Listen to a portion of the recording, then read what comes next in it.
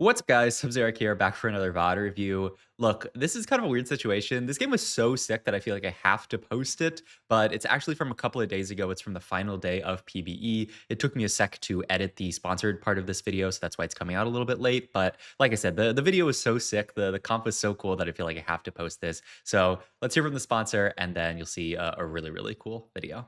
Today's video is sponsored by Arcane Rush, a mobile card-based auto battler.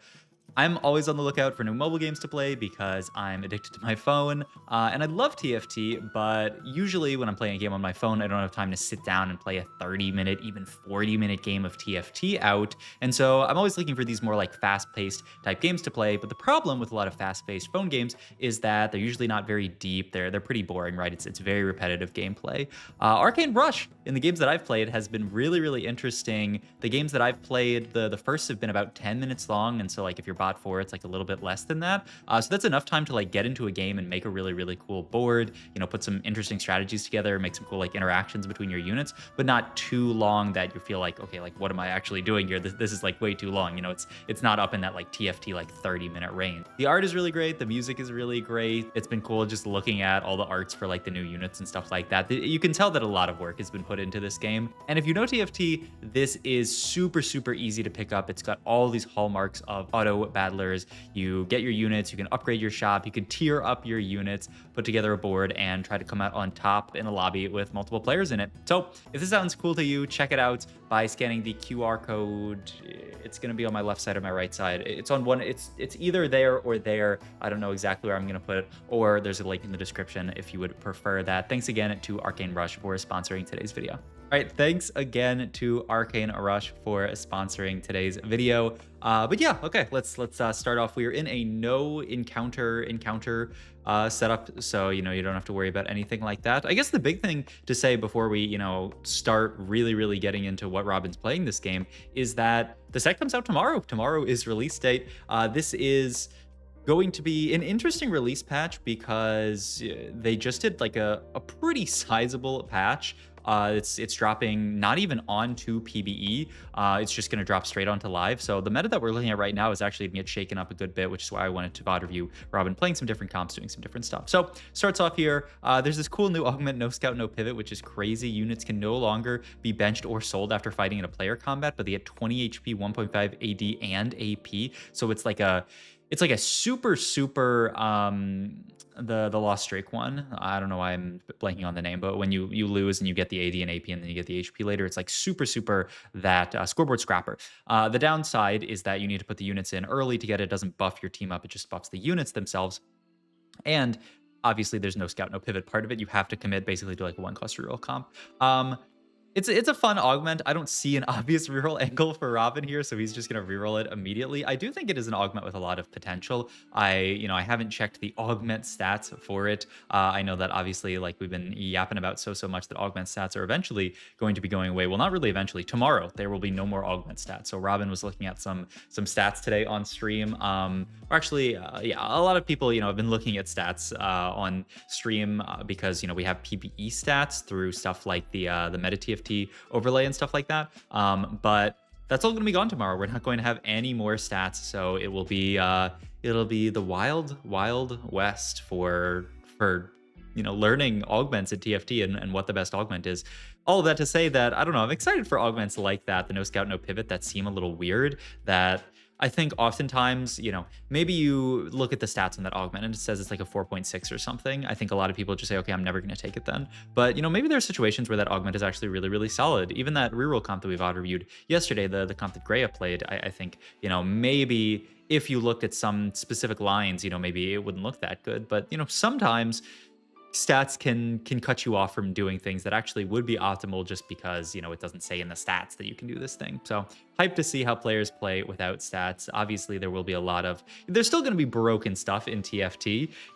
I'm not so idealistic to say, oh yeah, they're going to get rid of stats and then everything's going to be perfectly balanced and you're going to be able to pick every augment. There will be augments that just suck. I'm sure, that information will also be very valuable going into tomorrow when people realize like this augment is just terrible, or vice versa, this augment is just broken. It'll just take a little bit longer to figure that out. That's why things like study groups are really important. And you know, that's why if you don't have a study group, there's always, hey, there's always coaching. I don't, I'm in danger of shouting out too much stuff, but I do coaching. If you guys haven't seen before, there's a link to my Metafy in the description down below. Getting into the new set, you want to start with a head start, hit the ground running. Then you know maybe go grab some coaching if you're interested to get some info. I'm gonna be doing a lot of studying this set with my study group, with my mentee and Project Mentor, which is gonna be so sick. We just got all of our pairings for Project Mentor, so I can't wait for that. Which, if you guys don't know, is this really cool like kind of coaching program that Kai put together that also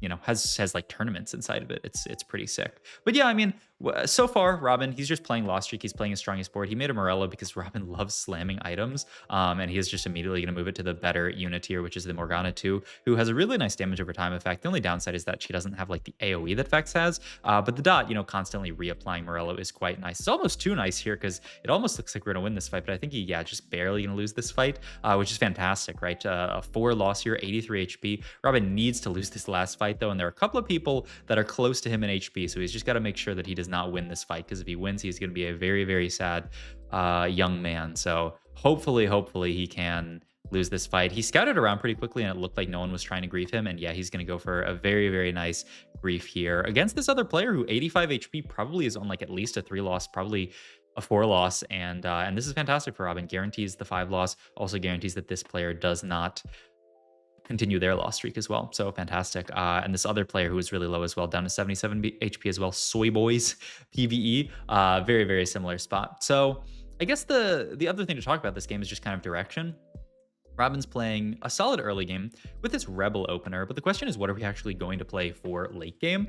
We have the Morello slammed, which has to go onto very likely some kind of AP carry. You know, you can throw it onto a Silco, you can throw it onto a Heimerdinger, you can throw it onto a Zoe as well. I think all of the kind of AP carries the set are solid enough at applying Morello, so it's really just a question of what we want to go to. We have this Rebel in right now, so that makes a very natural transition into like a Rebel type game. So we'll see. Gonna make the Nashor's Tooth as well, and the Ionic Spark, so really geared up towards AP, but I mean the items are screaming it, so I think this makes a lot of sense. And he's just gonna play the Nami here as a decent +1. Okay, Bruiser here actually over there. He's thinking about the Nami or the Bruiser. Wow, he actually, okay, so obviously Nami has this Emissary buff that gives your units basically extra mana generation, more mana on attack, which is pretty solid, but it's interesting to see how much people value this Nami unit, because I mean she does a little bit of damage. She's 0 utility, she's just straight up damage. So yeah, and Robin thinking about team plannering his board here, but let's look at the second augment here. Forward thinking, I haven't oh yeah, I took this augment on one of my first games of PvE. It did not go well for me. I mean, it grants you 70 gold, which is huge, but obviously you lose all of the econ. So 6 player combats and a minion round, you're losing 7 rounds of econ. If you were making 5 each of those rounds, you're losing 35 gold of econ. Obviously, you're not always making that much every single time, but yeah, you're essentially losing 35 gold of econ potentially. So you only really get 35 gold, and the downside is you can't really like push level 6 or anything like that. Yeah, I think this augment, after playing it, I don't think it's very good, just talking about like from a balance perspective, but we'll see. Hey, maybe Robin will take it. Item Collector seems like a strong generic choice in our spot, and Crown Guard is also like pretty solid. He's looking at it. We have the Raining Gold, so like, I don't know, double econ aug, and these don't really scale together at all. Yeah, people in this trap are like, oh, that's OP, but was not my experience with it exactly. But okay, we're gonna reroll here, Mace's Will, and we see another augment here, which is Trait Tracker. Now, I've talked about this before. Robin, I feel like it's just the Trait Tracker Whisper. We did a VOD review of him at, I believe it was Regionals, playing Trait Tracker. I feel like he's just so good at this augment for whatever reason, and so he sees it here. It's actually been kind of nerfed, kind of buffed, where now you have to activate 8 traits, but you get 6 emblems. Before it was 7 and 5, I believe, unless I'm losing my mind. So it's harder to proc, but even better to cash out. 6 emblems is insane. So yeah, there's a lot of talk about like how to actually proc Trait Tracker this set. Whenever you have Trait Tracker, you're always thinking about what are like the triple trait units that I can play around, and this set actually has a lot. Let me see if I can find the resource that I was looking at. Trait Tracker set 13. Quick Google. I mean, there's a Tactor guide. What is this? A Leduc guide? It probably is. Oh, actually, no, it's somebody else. But you know, there are a lot of these units that have multiple. Like this is one version. Yeah. Okay. So this is actually a great little Tactor guide. So you guys can check this out. This has a lot of different versions on how to proc it. But you know, very often you're trying to play these units who have multiple traits in. Yeah, a lot of the units like Mbessa with 3 traits in that have Emissary seems like really, really nice as well. So this is actually only playing a couple of units that have this many traits, but this actually, wow, there are a ton of different boards that can proc this trait tracker. This is really, really cool to see. And yeah, I mean, a lot of this seems to be this guide is a lot around Mbessa, but then there's also like this quick striker version. I think this is the version that I saw earlier where you're playing using like Rel and all of these units that just like fit together nice. This is only 7 traits, right? Yeah. So I think these are all trait trackers. It's like this plus 1. This is a version. Yeah, I think this version only has 7 traits for whatever reason. Maybe it's someone who threw it together a little bit haphazardly. But the moral of the story is with trait tracker, you generally want to look at a triple trait unit, something like this Vladimir even. Oh yeah, I saw a version that was a Vladimir as well. I'm trying to recall exactly what it was, but you know, there's Vladimir. It must have been like that Vladimir Swain, because Swain then you can get in like the you can get like a GP. I think it was something like Vladimir Swain GP. There's like a Trundle in there, which obviously synergizes with GP as well. Yeah, yeah. And I don't know if that. They might actually have that in this, though I'm not seeing it here. In any case, with an augment. Oh no, yeah, this is yeah, exactly what I was talking about. This one here. This is the version that I've seen a lot of people going for, and yeah, I think this is what you should aim for. Right. You have the Elise that fits together beautifully. You don't actually play Gangplank. You fit the Ziggs in for Dominator with Cassiopeia, with the Trundle as well, and then you fit Elise for Black Rose. And this is 8 on 7, right? This is, yeah, this is level 7. So this is the tech. This is the one that I'm seeing. Honestly, this Tactor guide, I mean, it's kind of useful, but this is the real juice in this guide here is this version here. I can zoom in on it for you. So this is the way that I think a lot of people are recommending to cash out, because 7 units, 8 traits, really, really easy. You can do this on 7 and just roll for it. So maybe that's what Robinsongz will look towards here. He has the Vladimir, he has the Trundle as well, so he's holding a lot of these units. I mean, it's Robinsongz. He probably has seen this little guide. I think I saw it on like Twitter initially, but we got some of the stuff. We have the Vlad, we have the Trundle, we have GP who can kind of fit in if we need to. You know, like you can cook a little bit. You don't have to just paint by numbers exactly and do exactly what this is. I'm sure there's some lines with, you know, like there's an Urgot triple trait unit in here. Maybe there's some kind of Urgot line where you hook together some of these other traits like Pit Fighter and yeah, I don't know how you would fit together like Pit Fighter, Artillerist, Experiment, Dominator with like Mundo. Seems difficult. Definitely, if you want to simplify things down, you can look for those exact 7 units. But obviously, that means you have to find an Elise on level 7, which is going to be pretty difficult. Also, word on the street is Elise is going to be very, very contested tomorrow. So we will see. But I think a lot of high elo players are rating Elise very, very highly. Also, I don't think she got hurt at all. I think she only got buffed. I think Elise, the frontline version of Elise got buffed, and I think that was the only change to Elise. And a lot of people are talking about how strong backline Elise is. I was watching a VOD the other day of just a backline Elise absolutely pop off. So yeah, keep your eyes peeled for Elises. But yeah, I mean, overall, Ramen 60 HP, not the healthiest. It honestly looks like he's going for more of a fast 8 situation, which does make things a lot easier. Obviously, get another entire unit in if you can find a nice little double trait situation. Then you can get you could probably, like I was talking about, that tactic guide there with all those different combinations, those were all 7 traits on 7. So if you just push 8, then you can do any of those. It makes things a lot easier. And yeah, Robin already trying to figure this out. He's got the Nami as well that he's holding for this, which is nice. She can be Sork and Emissary. If you pick up a Swain, this I feel like could fit together pretty nicely. And yeah, he's just trying to figure out his board right now. I'll mostly let Robin do it. He's actually not holding onto the Ziggs here, so maybe he's not that aware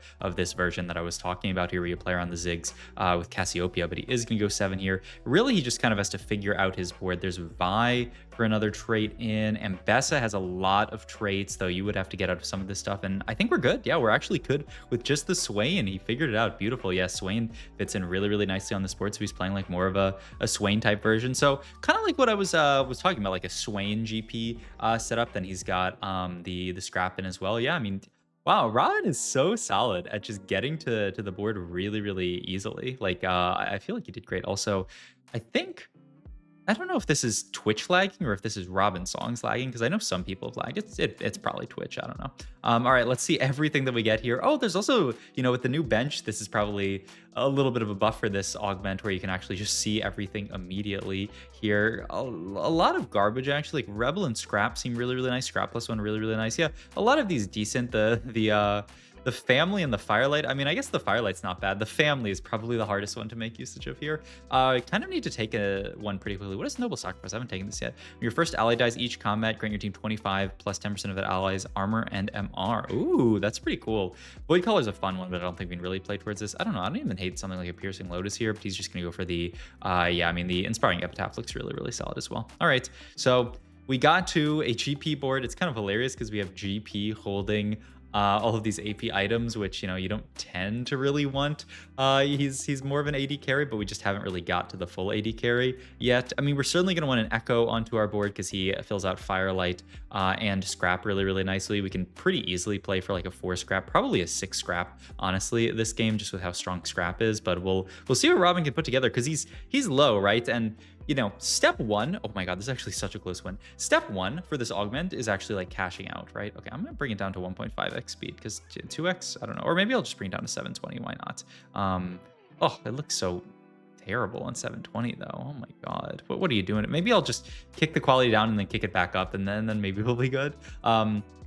But yeah, step one with this augment is obviously cashing out, but step two is actually putting together the board, figuring out what you're going to play. A lot of players will hit the cash out, be very pleased, but then end up dying trying to figure out like what the actual optimal board should be. And yeah, it's still lagging. All right, I'll bring it down to 1.5x speed and we can have a more of a chill VOD review for the rest of this game. Surely it won't stutter on 1. But yeah, I think 1.5 is enough. I think maybe my download speed is being throttled by American ISPs that hate me. But hey, at least we can see the GP ability fly better. Before it was just like, but yeah, I mean, let's see. This is, man, this would be the most insane setup if we had like a Stand United type augment here. We don't, but my God. I mean, he's already put together a pretty nice board, but the main thing is we need to eventually get out of this GP, I would think. I mean, you could stick these items just on GP forever. GP is a broken unit. It'll be a bit less broken tomorrow. We do pick up the Mordekaiser here, which gives us a really good way to play 4 Conquer, I guess, or maybe we'll get out of some of it. I don't know. We have just the 2 Firelight in here, right? Oh my God, Mordekaiser pair. What the hell? But yeah, we can just fit 4 Conquer on this board. Heimerdinger not doing too much, and we can sit on this for a while. I wonder if Robin will be tempted to just push levels. Okay, gonna move a Scrap emblem over to the Scar is his name. Move just a bunch of emblems over to the Nami and then start making some items out of this Mordekaiser. BT, Titan's Resolve, and the Spark gonna be these items, and then TG made here. I mean, I love how Robin is just, he's playing Robinsongz type TFT where he's just slamming the items that make sense in his spot. He picks up the Mordekaiser. He can hold these items fantastically. Oh my God. And with the 4 Conquer in, he actually does like an insane amount of work there. So that is a nice pivot for Robin. Actually, that was amazing. He actually like nailed this. I feel like it's so hard to do these kind of pivots, and he always makes it look easy. This range and extra damage one, I mean, doesn't really make sense on our board, I would say. I guess you could throw it onto GP if you want to stick on GP forever. I mean, I think he would love to give something really good to this Mordekaiser. 20 AP and 20, nah, I mean, I guess you could take some damage, get an emblem. We kind of have enough emblems in my opinion. I don't really love this one, but we'll see. I mean, you could potentially go for 6 Conquer, which would be solid, but it's more, yeah, I don't know. Comments start consume the nearest ally and 60% of their health and AD. I mean, once again, health and AD is not really what we're looking for. Spend mana, throw a fireball, not really. AD, 30 mana per kill? I mean, could be. Okay, we're not going to go for that. Ability payer, a bunch of MR and AP. I mean, you're getting a lot of MR. I could see it being this one. Nope, still not. We're just rolling down for the perfect one. This is the one where he jumps into the air and then comes down and stuns. I mean, that seems fun. Okay, all right. I'm down for this one. It's like old 5-cost Galio where he jumps up into the air and slams down. I actually haven't seen this one in person before. I've just seen people talking about it, so I'm hyped for this. But this will be interesting actually. So he walks away. Okay. He just walks off the board and then jumps in.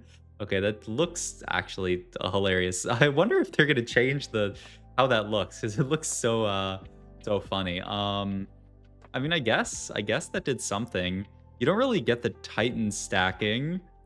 which with this setup, you know, it takes longer for him to stack the Titans. Oftentimes, like a lot of your I mean, that's why he's the GOAT. I mean, that's why he's the GOAT. That is a Mordekaiser 2 on 8. There is nothing to be said about that. I mean, he deserves it for how well he pivoted, man. I mean, that pivot was sick, but I mean, also, what is that? Also, I think I'm gonna jump it back up to 2x speed at this point. I think maybe the video is buffered enough that it won't stutter. That's my copium. Nope, it's still all right. Back to 1.5x for the rest of the video. All good. I mean, this spot is so good now with the Mordekaiser 2. He just has to figure out how to cap out the rest of his board. I imagine eventually that we'll get off of this GP. We kind of have items finished on everybody.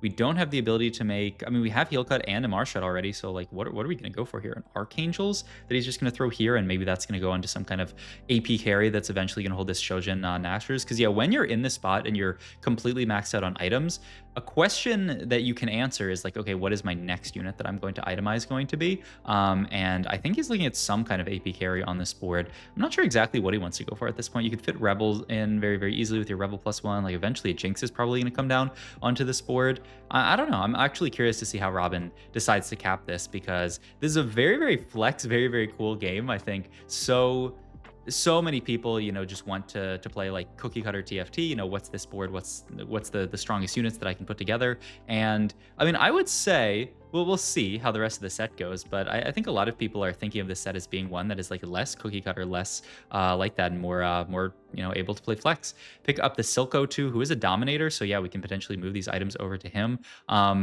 In a balanced world, this would definitely be the correct play. I think maybe on the patch that this, you know, before the new patch that's gonna actually be on live comes through, it might still have been better to keep the items on GP just because he's that broken. But I think on balance, obviously putting items on a 2-star 4 cost should be better than a 2-star 3 cost in general. And you know, in this spot, Dominator's active, so it makes sense. I mean, I wonder if he's just gonna keep this GP in as a trait bot. I mean, scrap isn't really doing much for us here. We don't have any components to scrap, though. Okay, we did finally find the Echo, which is nice here. That's a 3rd Firelight. Yeah, I imagine we're gonna play around 3 Firelight, but ooh, okay, we get the Rumble.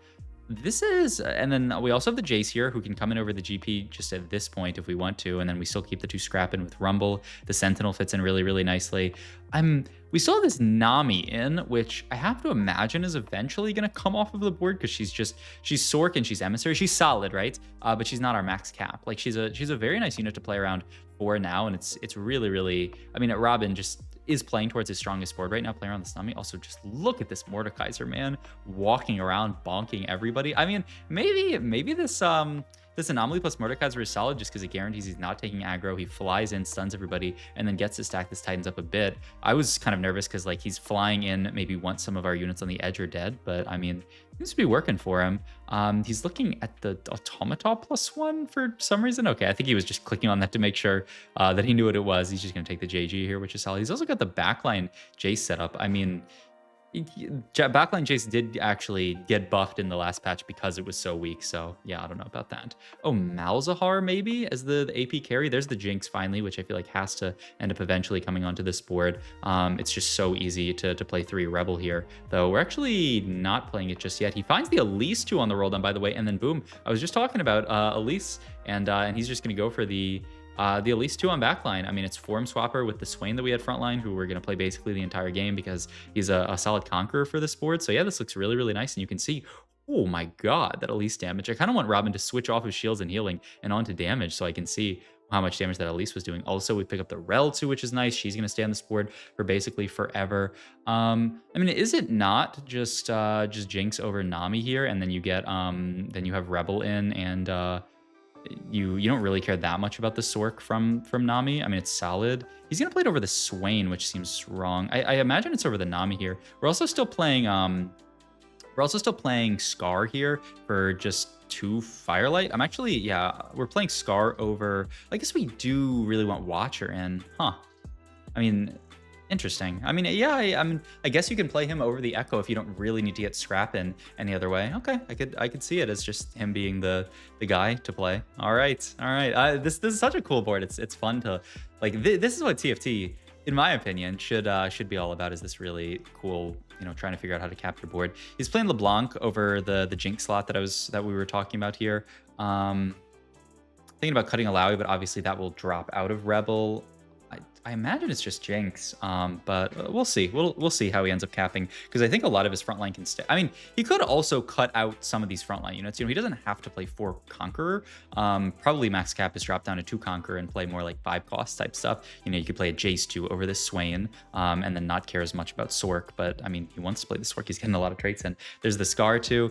If he finds Jinx 2, I'm sure he'll play it. He's just playing flex here, right? If you find Jinx 2, you play it. If you find LeBlanc 2, you play it. There's the Jinx 2. So that's got to come into the board. Yep, over that. And he's going to get the Alawi 2. He is also playing 3 Sentinel. The more that... I mean, like, yeah, eventually it would probably be like Rel comes out, and then... But there's not really another Conqueror that you want to come out. It's actually so... It's tough to figure out how to cap this board out, but Robin's doing a good job of it. Does finally find the Jinx 2 and just throws that onto the board. Jinx 2, I'm curious, Jinx 2 with no items, what she does here. Oh, but we have the stupid... Well, we're actually not going to see damage dealt regardless, because there's no damage dealt here. And hey, top 2 already. It is 6-1. Man, this lobby died so fast. That's an Echo 2. Wow. I wonder... I mean, still, though, you really, really want to keep a Watcher in here. Yeah, I mean, it's really just that, like, that could come out. Yeah, and then he could just play 3 Conk. He's going to play the LeBlanc. Yeah, Robin trying to figure it out, because there is a lot to be figured out here. Oh, why did he do that? Yeah, you want to reforge. Oh, he's actually going to reforge both. Okay, yeah. Oh, he finds Sork? And he ended up... Wait, did he reforge the scrap into... He did reforge the scrap, right? I thought he did. Maybe he did. Maybe he just left the scrap on, because I was thinking we wanted to just keep 2 scrap. I mean, it's really not that much, though. Let's see. Does he end up reforging scrap here? He does, right? I think so. No, he doesn't. He thinks about putting it down and then doesn't. So he keeps scrap, reforges into Sork here, which now he has this kind of hilarious setup where he, you know, he has the LeBlanc that he wants to play for Sork. He has the Swain. But I mean, this could be the way to get out of Swain eventually. Ooh, this is a really, really close fight actually against Soy Boys PBE. The other player who was lost streaking, actually kind of funny. That's a bunch of Echoes. You could actually look for an Echo 3 this game if they're not holding any Echoes, because that's 5 Echoes. You're level 9. You have good odds of finding it. He's also holding on to these Mordekaisers as well, which maybe we could see on Mord 3. I mean, we have a lot. I did not see if that person had an Echo. You scattered way too fast, Robin, but I'll assume for Robin's... I mean, honestly... Based on, oh, that guy's holding 2 Silcos. He's just going to dupe for gold here. No Echoes, right? Yeah, no Echoes on that board. So we could look for something like an Echo 3 or an Alawi 3 if we wanted to. But I think Robin is just going to risk it. He's just going to say, you know what, we're going to go for the Mordekaiser as the out. Though, honestly, this guy's really, really low. We might not be able to get to our Mordekaiser 3 out. Well, hopefully there's one. Oh, there is one on Carousel. We're 3 off. Okay. And I mean, we're level 9. A decent amount of gold. We're 34 HP. He would have to make his board a little bit weaker to dig for this Mordekaiser. Yeah, as much as possible. Yeah, honestly, does he even... I bet you don't even make the Rumble 2 here, because he wants to play for Mord 3. He's actually going to sell a board. Oh, what a beast. What a beast, Robin. Wait, why did he make the Rumble 2? Just to save a little bit of HP, I guess. He's going to sell board so he has max gold to go for this. And he's going to push 10. Wow, for better odds. Yeah. I mean, I could see it. You lose. You sack this fight. You go for Mord here, you go level 10, you have max odds, and then you just send for it. I mean, this is the max content play. I will not say this is not optimal by any means, but for the perspective of getting good TFT content, it is it's very good. So he's gonna go 10 here. You got a lot of gold to roll in your 13 HP. We gotta start rolling now. No, we don't need Jace. Just rolling, only looking for Mordekaiser here. We still haven't seen a single. There's 1. Okay, there's 2. 1 off. 1 off. He's got a few more rolls left. That's his last roll. He had the chase on board. He was 1 off. It didn't hit. Oh, it's so sad, actually. Oh, a valiant effort by Robin, actually. I think he actually just got more dogged there. I feel like, I mean, I don't know. You'd have to put into a calculator to see like what the... Wait. Oh, he almost won that fight. You have to put a calculator to see what the exact odds of hitting are there, but I felt like he had more than enough gold to hit there. That was crazy.